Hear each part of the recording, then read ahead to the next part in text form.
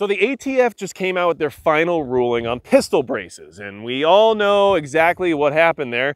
They don't like them. So here's what you really need to understand. Look, there's going to be a lot of videos coming out about all the technical minutiae and details within this ruling, but I'm here to kind of give you the layman's perspective on it all and give you some thoughts to consider before you start panicking about this whole situation, because you should not panic, okay? And here I am with my SIG MCX pistol, and as you can see, there's no pistol brace on here, so we're good to go, and we're going to talk about why this is really stupid as well here in just a second. But what I wanted to let you know about is, okay, first off, that worksheet 4999, that doesn't exist anymore. They got rid of that because it was stupid anyway. So I took the video down where I went through it and maybe made some mistakes because I don't want to confuse anybody and it's not relevant any longer. Now, what a lot of people are going to do is talk about all the little loopholes and details and everything else as to whether or not what you have is a pistol or an SBR and whether or not it needs to fall under NFA regulation.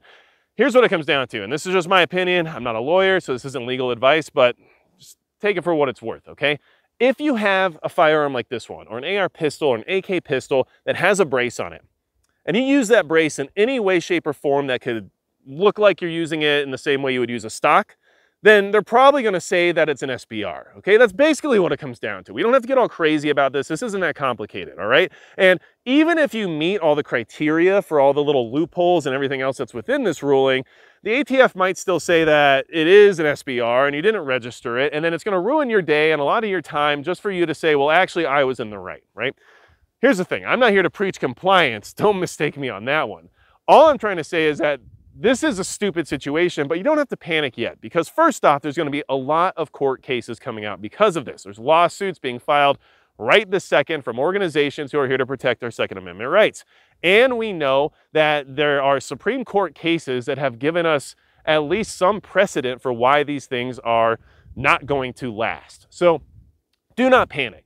Now, what they're saying is that once this ruling hits the Federal Register, you'll have 120 days to register your SBR or to make your pistol compliant in order to avoid having any kind of prosecution fall upon you. And during that 120 days, they will waive the $200 tax stamp they would usually have to do in order to file a Form 1 and create an SBR out of your non-compliant pistol. Now, for those of you who are thinking about SBRing something anyway, I mean, I guess you could save $200. My only suggestion would be to be a little bit patient and understand that the more people who sign up for that, the more there is almost like an admission of guilt, and maybe we should kind of pump the brakes on that a little bit.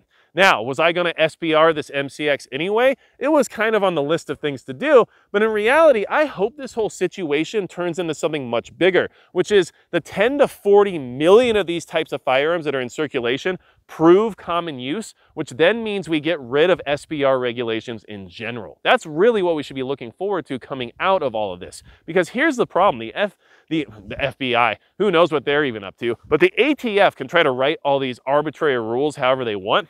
That doesn't make them legal. And they might write themselves into oblivion here soon, because once all these cases go through, we could find ourselves on the winning side of these arguments. So that's something that could come out of this that could be a positive. So don't freak out. Don't get rid of your AR pistols or anything crazy like that yet. Yeah, if you want to SBR it and save $200, I guess this is the time to do it. But there's a lot of other things to consider regarding this whole situation. And you can get all the technical details and everything else you want. Like I said, I'm not a lawyer. I'm not here to tell you this or that, but I think that we should try to approach this in a very patient and understanding manner without any panic involved. The other thing I want to demonstrate is that this is what they're saying is safe, because the whole point of this is that these braces were making an unsafe environment because they allowed for the mass population to own things like SBRs without any regulation, and this is their way of making things a little bit safer. So I got my pistol here with no brace or anything on it because it's just a good old pistol, right? And I'm going to show you right now just how much safer this is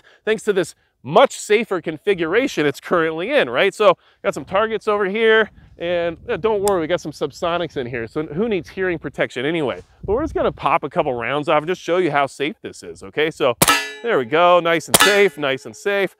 Plenty of recoil control. I'm definitely hitting the target right where I want to hit it. And you know, this is just so safe. I feel so much better about everyone having, you know, pistols that have rifle cartridge recoil and everything else related to that, and them actually hitting their targets at range and everything else. So thank God they're working on our safety and making sure that we're all gonna stay alive that much longer, right? So as you can see, that was a ridiculous demonstration as to why this whole thing doesn't make any sense anyway. But you know, here we are, much safer now, thanks ATF.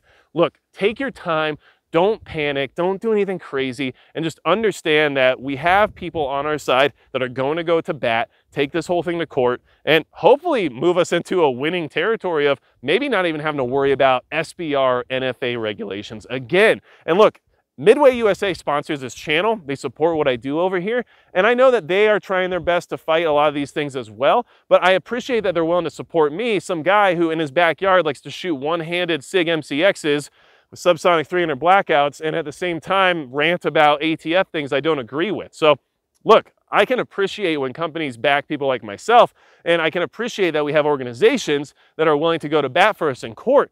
But we also have to take some responsibility here. And you know what? I'm not telling you to go register your pistol as an SBR. I'm not telling you that compliance is the only way. I'm telling you that this is their thought process. This is what they think we should be doing and how they think they can corral us into mass compliance, because it worked before, right? They can corral a lot of people into a mass compliance scenario, but I don't think it's going to work out the way they think it will this time around. And I think we have a lot of things moving in our favor when it comes to at least some of our Second Amendment rights possibly being reinstated and getting rid of things like the NFA that don't need to exist any longer anyway. So look, like I said, don't panic. Let's just hope for the best on this one. And don't get too wrapped up in the details, because that will send you down all kinds of rabbit holes. Just be smart about it, right? This is simple stuff. We don't have to get too crazy, all right? And that's going to be it for Magic Prepper.